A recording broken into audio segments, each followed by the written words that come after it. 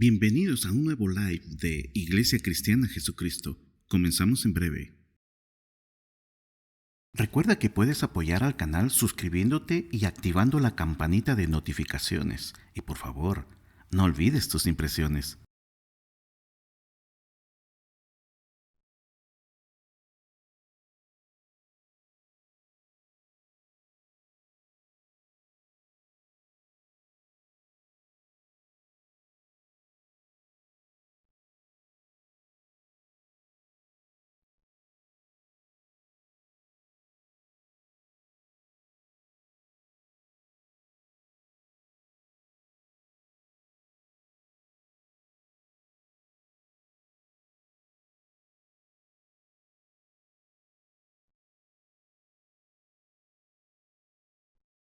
Bienvenidos a un nuevo live de Iglesia Cristiana Jesucristo. Comenzamos en breve. Recuerda que puedes apoyar al canal suscribiéndote y activando la campanita de notificaciones. Y por favor, no olvides tus impresiones.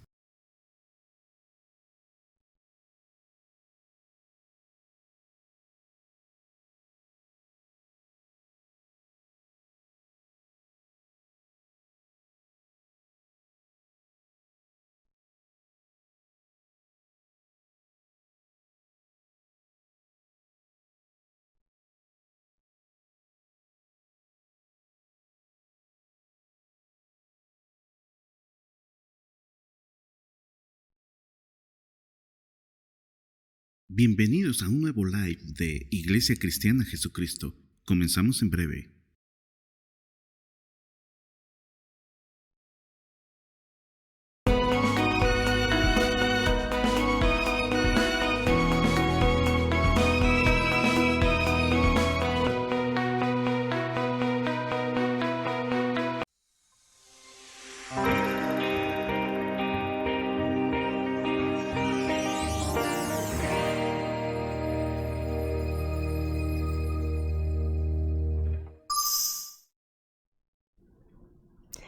Buenas noches, hermanos. Qué privilegio poder estar nuevamente aquí con ustedes. Hace varios viernes compartí acerca de los niveles de madurez por los que pasamos durante nuestro viaje como cristianos, de niños a jóvenes, a padres o madres, y la importancia de madurar para convertirnos en padres y madres espirituales. Y en la Biblia vemos que hay muchos de estos grupos de 3 que son normalmente progresivos, son tríadas. Y nuestros pastores ya nos han explicado varios de estos. Por ejemplo, en el tabernáculo de Moisés vemos esta progresión desde el atrio al lugar santo y al lugar santísimo. Somos llamados primeramente, luego escogidos para finalmente ser hallados fieles. El Señor nos pide dar fruto, pero no solo fruto, sino dar mucho fruto y no quedarnos ahí, sino dar un fruto abundante también, por ejemplo. Y hace un tiempo escuché un mensaje del pastor Daniel Humphreys. Y en este mensaje él explicó otra progresión de 3 etapas de nuestra relación con el Señor, de cómo podemos caminar con el Señor. Y él lo puso así, en un camino más alto, para conocerlo mejor. Y esta progresión son 3 formas en las que podemos tener una relación más profunda con el Señor. La primera es el nombre de Dios, la segunda es la palabra de Dios y la tercera es la ley de Dios.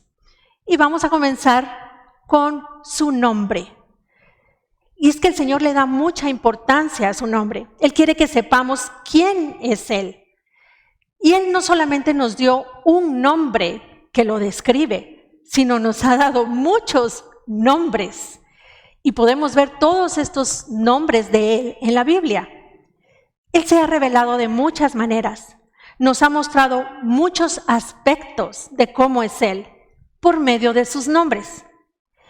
Y la verdad es que la mejor ilustración que podemos usar para esto es pensar en un diamante. Un diamante tiene muchas facetas o muchos lados. Así nos muestra Dios distintos aspectos de su personalidad. Cuando un diamante ha sido pulido, tiene muchos lados y esto se hace para que reflejen más luz. Es un solo diamante, pero tiene muchas facetas, muchos lados. Y lo mismo es con el Señor. Estos son diferentes aspectos de su personalidad. Por ejemplo, Él es nuestro Salvador y nuestro Redentor. Él es el Cordero de Dios, pero Él también va a regresar como un león.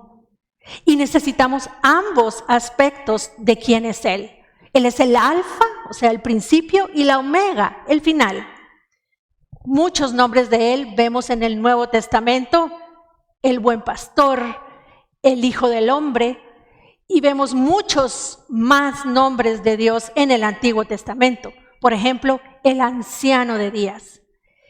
Y el rey David experimentó al Dios que derrotó a sus enemigos como una inundación, una fuerte corriente de agua que arrasa todo a su paso. Esto sucedió en un lugar que David llamó precisamente Baal Perasim, que significa el Dios que toma posesión de las brechas y avanza, el Dios vencedor. David experimentó esta parte del carácter de Dios, de quién es Él, y entonces al experimentarlo le puso este nombre. Y hay muchos otros nombres, muchos tal vez ya los sabemos. Jehová Rafa, el Señor, nuestro sanador. Jehová Sebaot, el Señor de los ejércitos. Jehová Shalom, el Dios de paz. Jehová Jireh, el Señor proveedor. El Shaddai, el todopoderoso y suficiente. Tenemos todos estos aspectos del Señor que Él quiere que conozcamos y que experimentemos en nuestra caminata con Él, en nuestra relación con Él. Porque estamos en un viaje espiritual con Dios. Vamos hacia un lugar. En el Salmo 69, versículos 35 y 36, leemos: porque Dios salvará a Sión, el monte de Sión, y reedificará las ciudades de Judá, y habitarán allí y la poseerán. Aquí está hablando del Israel natural. Pero sabemos que nosotros somos el Israel espiritual y esto se puede aplicar a nosotros también. Sigue en el versículo 36. La descendencia de sus siervos la heredará, y los que aman su nombre habitarán en ella. Nosotros somos el Israel espiritual, y los que van a habitar por la eternidad en la Jerusalén celestial y en su monte santo, en el monte de Sión celestial, son los que aman su nombre. Porque si amamos su nombre, vamos a ir en pos de Él para experimentar todos sus nombres y conocerlo en todas estas áreas que Él quiere que lo conozcamos. Los que aman su venida van a amar todos los aspectos respecto a Él. Y qué emoción, la verdad, yo creo que todos queremos conocer y amar todos los nombres de Dios. Pero, ¿cómo podemos aprender a amar sus nombres? ¿Cómo podemos aprender a amar su nombre? ¿Cómo podemos conocer y amar todos estos diferentes aspectos de su carácter? Pues para conocer al Señor, por ejemplo, como Jehová, mi sanador, ¿qué tiene que pasar? Eso tiene que pasar. Solo cuando estamos enfermos podemos encontrarnos con Jehová, nuestro sanador. Uno no necesita encontrarse con un sanador si uno no está enfermo. Así que no necesariamente es fácil conocer y llegar a amar sus nombres. Requiere experiencia. Ahora pensemos, Jehová Jireh, ¿qué significaba Jehová Jireh? El Señor, nuestro proveedor. Ahora, para conocerlo a Él como nuestro proveedor, ¿qué tiene que pasar? Precisamente eso, vamos a tener que estar en necesidad.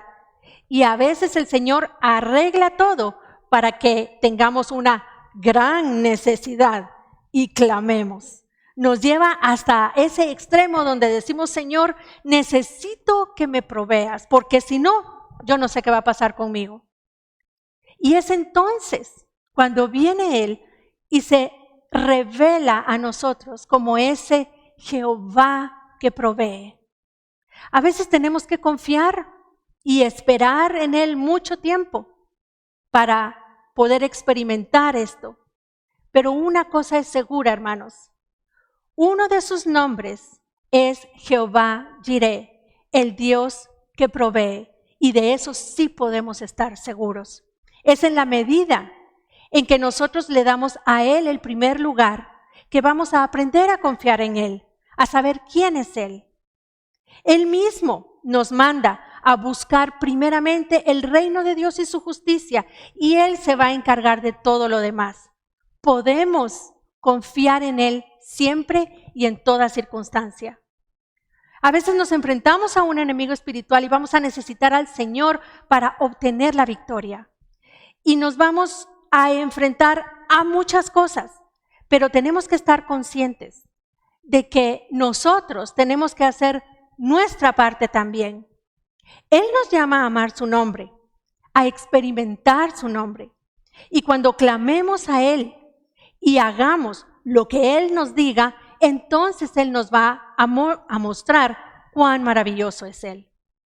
Jesús dijo en Juan 14:21, el que tiene mis mandamientos y los guarda, ese es el que me ama. Y el que me ama será amado por mi Padre, y yo le amaré y me manifestaré a Él. Eso es lo que el Señor quiere hacer, manifestarse a nosotros de todas estas maneras, en todas estas facetas de su carácter, de su nombre. Ese es el deseo del Creador del cielo y de la tierra. Él quiere manifestarse a aquellos que lo siguen y aman sus caminos.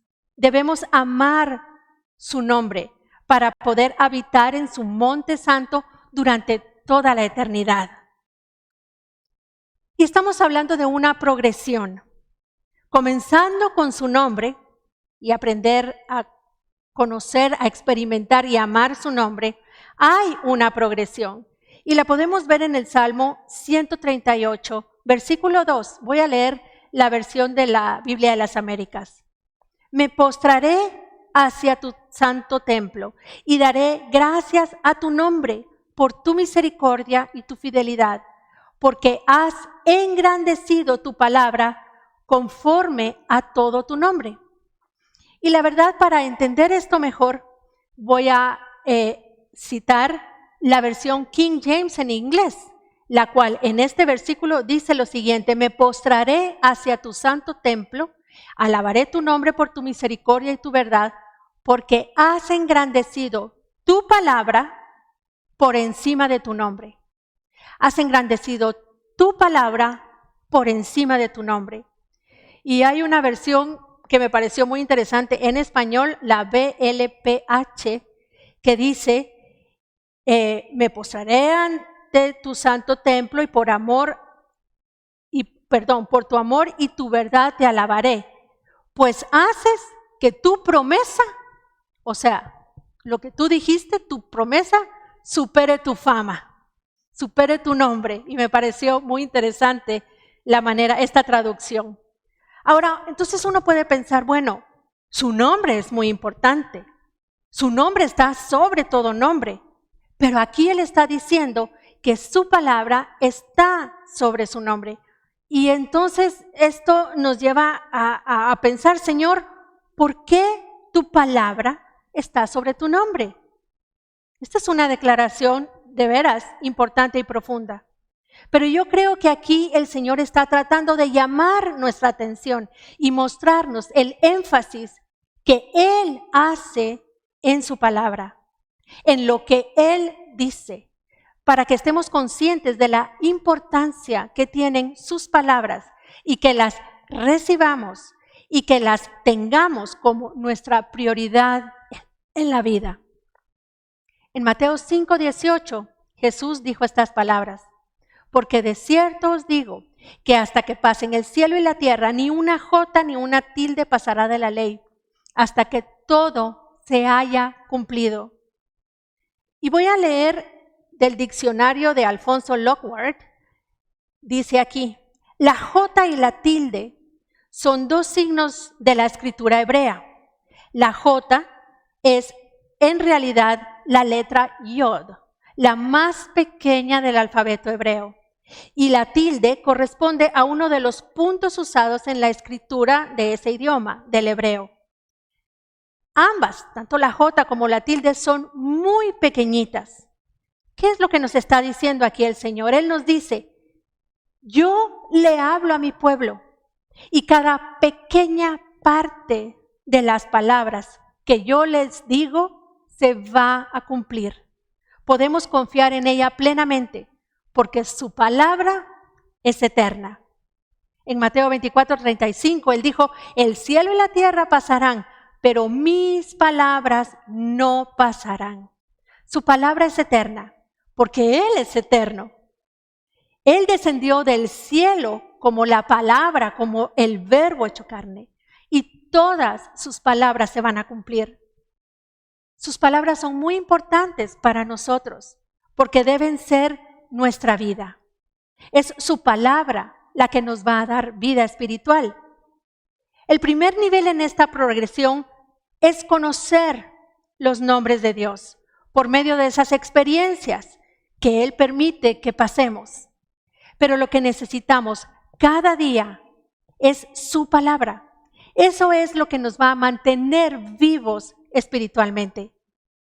Cuando Jesús estuvo esos 40 días en el desierto, ayunando, vino el enemigo a ponerlo a prueba, justo cuando él estaba más débil y con mucha hambre probablemente. Y entonces vino el enemigo y le dijo: tienes hambre, ¿verdad? Bueno, mira estas piedras, puedes convertirlas en unos deliciosos panes. Y la verdad, si yo hubiera estado en el lugar de Jesús, ahí mismo hubiera caído. Pero ¿qué respondió Jesús? En Mateo 4:4. Él le respondió y le dijo: escrito está, no solo de pan vivirá el hombre, sino de toda palabra que sale de la boca de Dios.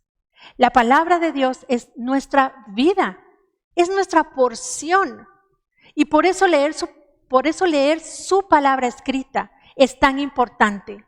Es el lenguaje que Él quiere usar para hablarnos, para comunicarse con nosotros. Es la forma más común en la que Él nos habla cuando quiere resaltar algo en su palabra. Cuando un concepto nos impacta en nuestro espíritu de algo que estamos leyendo, es Él hablándonos y llamando nuestra atención.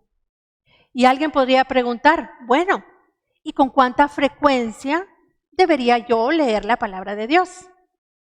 Esta pregunta se responde con otra pregunta. ¿Con cuánta frecuencia necesitamos comer para vivir? Bueno, depende. 3 comidas principales y 6 refacciones entre una comida y otra, o una vez por semana. Podemos pensar que es suficiente con que vayamos a la iglesia el domingo para alimentarnos y así vamos a estar bien espiritualmente. Pero en lo natural no comeríamos solamente una vez por semana. Fijo que no. Sin embargo, pensamos que sí podemos hacerlo a nivel de alimentar nuestro espíritu, de mantener vivo nuestro espíritu. Deberíamos alimentarnos con la palabra de Dios con la misma frecuencia que nos alimentamos físicamente. Hay quienes comen más y hay quienes comen menos. Meditar en su palabra durante el día. Meditar en el transcurso del día, para que así crezcamos espiritualmente y nos mantengamos fortalecidos. Por eso también venimos a la iglesia, porque el mensaje del domingo es como esa comida gourmet, es esa comida de un restaurante que tiene 3 estrellas Michelin. El pastor estuvo estudiando y preparándose durante muchas horas con los mejores ingredientes para prepararnos un banquete concentrado y vitaminado y súper especial y delicioso. Para darle al Espíritu Santo la oportunidad de que esa palabra se haga vida en nosotros. Entonces, durante la semana debemos comer y así venimos el domingo a la iglesia para comernos ese banquete especial y súper vitaminado.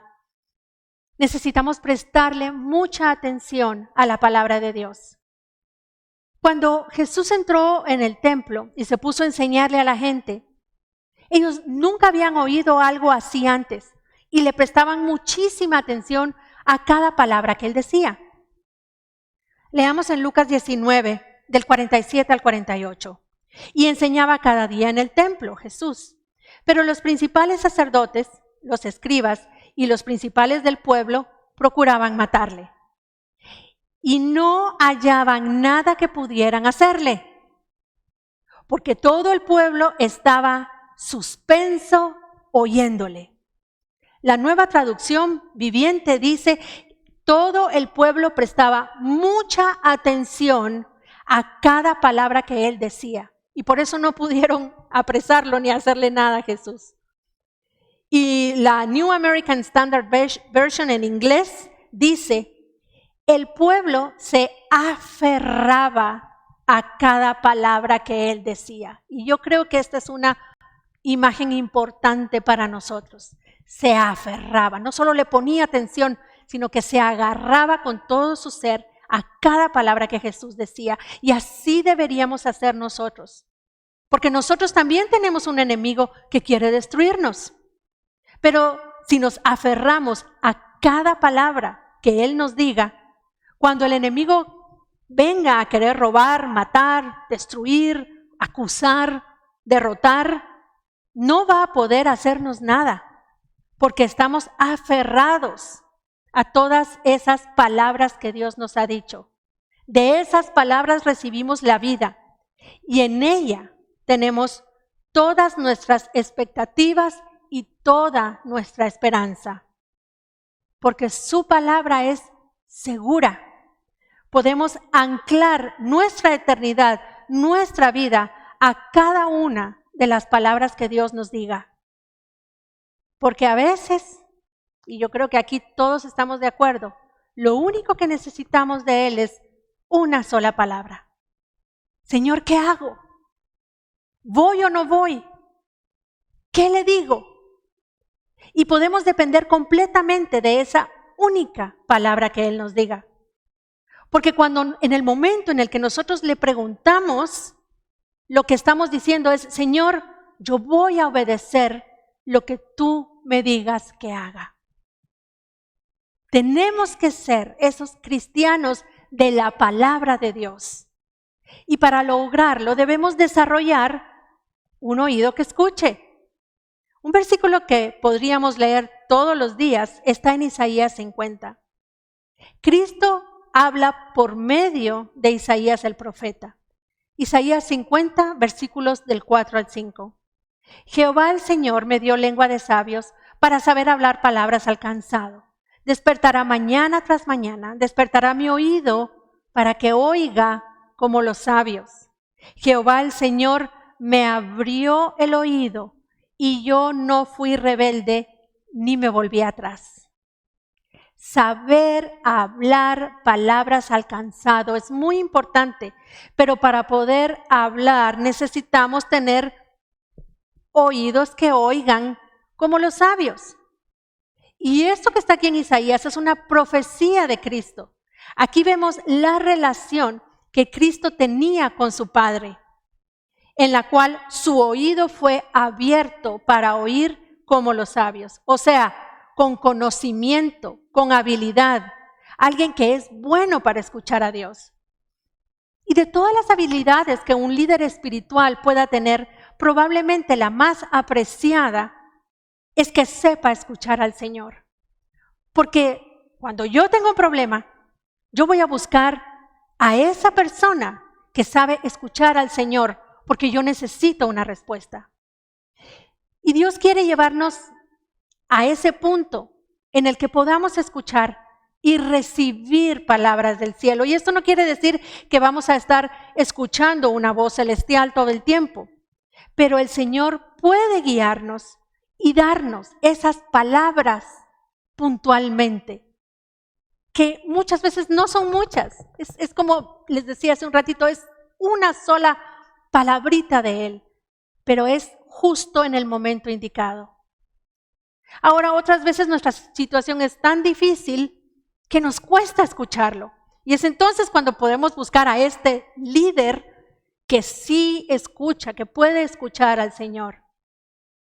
Señor, abre mi oído para que oiga como los sabios, con entendimiento, que sea una experta en escuchar, porque sus palabras son muy importantes. Bueno, y llegamos a la parte final de esta progresión, a la tercera parte de esta progresión. ¿Para qué nos da el Señor su palabra? ¿Cuál es la razón de su palabra?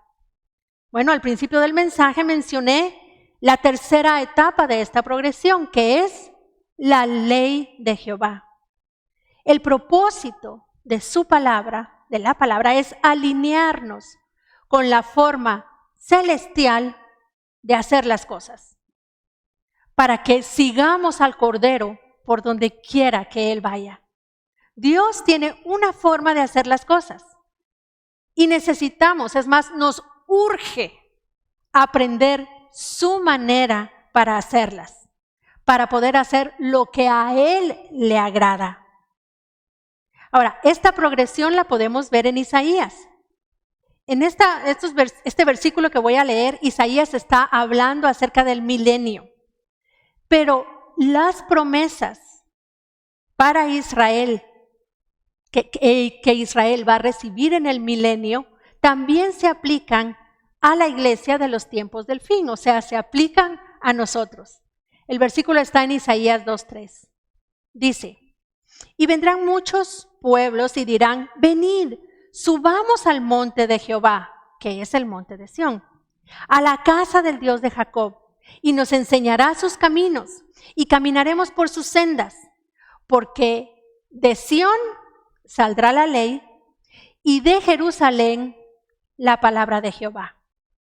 Y notemos algo aquí, es muy sutil, no es tan obvio, pero sí hay una progresión respecto a la ubicación geográfica, si lo podemos decir así. En varias partes de los Salmos vemos una progresión en los lugares basándose en la santidad del Señor y en su presencia. Por ejemplo, dice que Israel, la nación de Israel, es de Dios. Ahora, dentro de Israel está Judá, que es la tribu que el Señor escogió para gobernar. Ahora, en Judá, en la localización geográfica donde estaba esta tribu de Judá, está Jerusalén, que es la ciudad santa. ¿Y dónde está la presencia misma del Señor? Ahí en Jerusalén, en un lugar específico, en el monte santo de Sión, el cual está dentro de la ciudad de Jerusalén. Ahora, hace un ratito leímos que en el Salmo 138, el Señor dijo que su palabra estaba por encima de su nombre. Y aquí está comparando su palabra con Jerusalén y su ley con Sión. ¿Cómo así? ¿No son los 10 mandamientos la ley? Los que dicen no hagas esto y haz esto otro. ¿Por qué la ley es un nivel más alto que su palabra? ¿Qué significa esto para nosotros? ¿No es la ley un aspecto de su palabra? Sí, sí lo es. La ley está escrita y forma parte de su palabra. Pero debemos entender que esto no se refiere a toda la ley del Antiguo Testamento. Hay ciertos aspectos de la ley del Antiguo Testamento que ya no se aplican. Dios los dio para un tiempo específico. La ley ceremonial, los sacrificios de animales, los rituales, la purificación de los sacerdotes, la celebración de las fiestas. Todas estas cosas pasaron cuando comenzó la era de la iglesia. Ya perdieron su validez, ya no hay que cumplir con eso. Pero lo que no pasó fue la ley moral. Seguimos hoy bajo esa ley. Y hay quienes dicen, pues yo ya no estoy bajo la ley, yo estoy bajo la gracia. Pero habría que preguntarles a estas personas si todavía estamos bajo la ley de los 10 mandamientos. O sea, no matarás, no robarás, no cometerás adulterio. Yo creo que sí, todavía estamos bajo la ley de Dios. De hecho, hemos sido llamados a cumplirla en su totalidad. Así que la ley sigue allí. Y probablemente podemos ver dos cosas aquí. Primero, Dios tiene un estándar de qué es lo bueno y qué es lo malo. ¿Qué es importante y qué no es importante? Es el estándar del cielo, el cual es muy diferente al estándar de los hombres, de lo que es importante para nosotros como seres humanos. Y nuestra vida entera debe sujetarse a esta ley celestial, debe alinearse al estándar del cielo, a la manera en que Dios hace las cosas. Una parte donde podemos encontrar todo esto explicado con detalles es en el Sermón del Monte que está en Mateo. Allí lo tenemos, más claro no puede estar. Hay un versículo también que nos muestra la relación que Moisés tenía con Dios en comparación a la relación que el pueblo de Israel tenía con Dios. En el Salmo 103:7 dice, sus caminos notificó a Moisés y a los hijos de Israel sus obras. Israel vio el poder de Dios y creemos que pronto veremos cómo el Señor va a mostrar su poder en el avivamiento que viene. Pero básicamente Israel lo único que pudo ver fue, bueno, y no es para hacerlo de menos, es el poder de Dios, pero solo allí se quedaron. Fue lo único que pudieron experimentar, ver a Dios haciendo obras poderosas. Sin embargo, ellos no sabían por qué. Ellos no llegaron a tener esa relación con Dios de saber lo que Dios quería hacer y las lecciones que quería enseñarles. Pero Moisés sí sabía, porque Moisés tenía una relación con Dios. Él entraba a su presencia y hablaba con él y escuchaba su voz y aprendía la forma de actuar de Dios. Y su vida entera se alineó a esa forma en la que Dios actuaba. Moisés vio la ley, pero lo hizo porque esa ley estaba ya escrita en su corazón, no en las tablas de piedra solamente, sino en las tablas de carne de su corazón. Él llegó a entender el camino más alto de la ley del reino de Dios y se alineó a esa ley. Podemos decir que esa es la segunda parte. O sea, la ley está representando la ley celestial. Y la segunda parte es que nosotros debemos alinear nuestra vida a su ley, a esa ley. Ese es el propósito por el cual estamos aquí en la tierra. Es nuestra oportunidad, es nuestra meta, alinearnos con el cielo.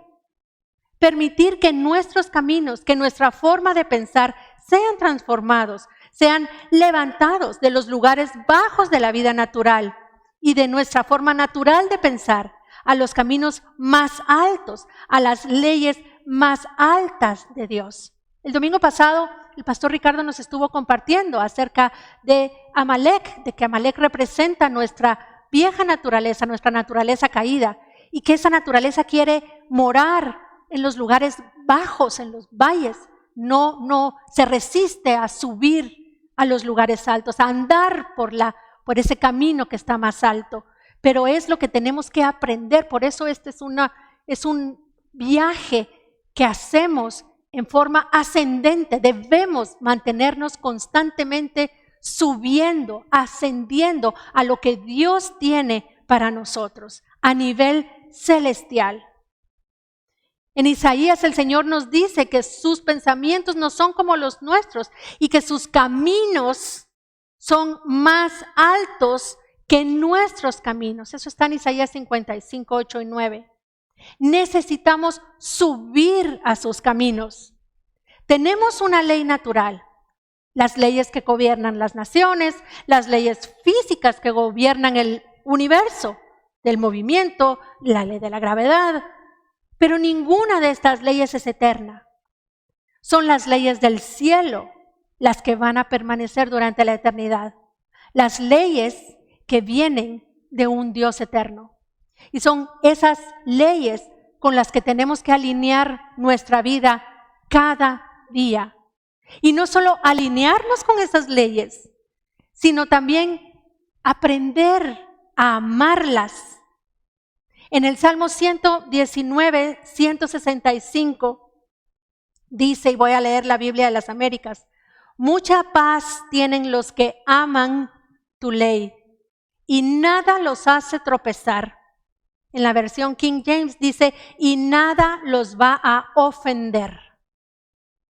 Si amamos su ley, nada nos va a hacer tropezar para que nos salgamos del camino, nada nos va a desviar, porque amamos su ley de justicia, amamos la forma en que Dios hace las cosas.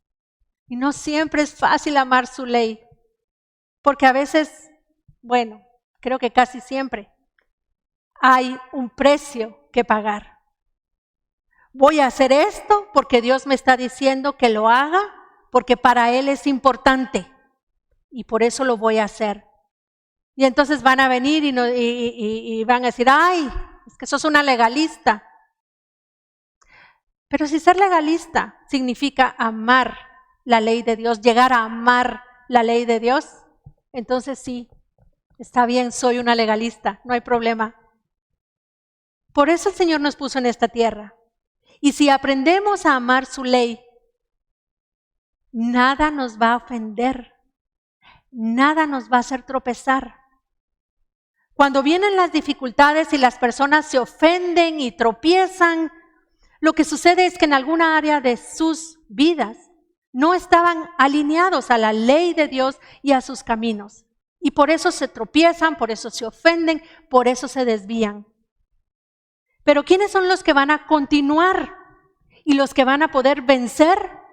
Pues los que aman sus caminos, los que aman su ley y que van a llegar al punto de tener esa ley escrita en las tablas de carne de sus corazones.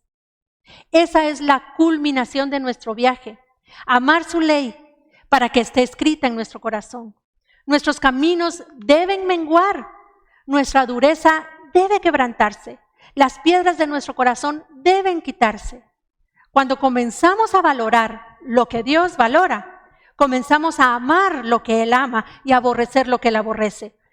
En lo natural nos gusta tener nuestras propias leyes, gobernarnos a nosotros mismos y que no nos digan lo que tenemos que hacer.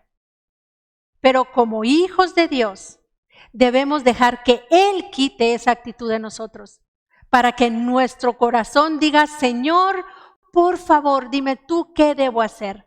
Yo amo tu ley, amo tus instrucciones. Y no siempre vamos a estar felices y entusiasmados cuando el Señor nos diga lo que tenemos que hacer. Sin embargo, si nuestra respuesta es, Señor, amo tus caminos, ayúdame a andar en ellos, entonces vamos a ver una diferencia. El hombre tiene sus caminos, pero Dios tiene una ley maravillosa, la ley de amar la misericordia, de amar la justicia. Santiago nos habla de la ley real, que es amarnos unos a otros. Es la ley del Rey de Reyes. Por eso el Señor dijo por medio de David en el Salmo 48, me deleito, Jehová, en hacer tu voluntad. Tu ley está dentro de mi corazón. Por eso me deleito, porque tu ley está dentro de mi corazón. Y esa es la culminación. Allí nos quiere llevar el Señor. Señor, llévame al punto en el que yo me deleite en hacer tu voluntad. Que me deleite porque tu ley está escrita en mi corazón, porque son tus caminos los que están en mi corazón, porque yo he abandonado mis caminos. Haz lo que sea necesario, Señor, para que yo ame tu ley. Hemos sido llamados a caminar por un camino más alto. Y Dios va a ir delante de nosotros. Y Él nos va a experimentar eso conforme avancemos en nuestro viaje espiritual. Comenzamos a andar en este camino más alto, este camino que nos lleva a Sión, cuando aprendemos a amar a Dios en todas sus formas en las cuales Él quiera manifestarse a nosotros, con cualquier nombre que Él quiera manifestarse a nosotros. En ese proceso debemos aprender a vivir de cada una de las palabras que salgan de su boca. Y para eso necesitamos desarrollar un oído que escuche. Y si se lo pedimos, Él nos va a hablar para que aprendamos a sintonizar nuestro oído a su voz. Así como sucedía cuando usábamos los radios de transistores, no sé cuántos recuerdan esos radios de transistores, que para sintonizar una estación de radio uno tenía que estar moviendo el botón. Y entonces le pedí al hermano David que nos ponga un ejemplo de cómo era, porque probablemente muchos de ustedes no saben, otros tal vez ya se les olvidó cómo era sintonizar la radio.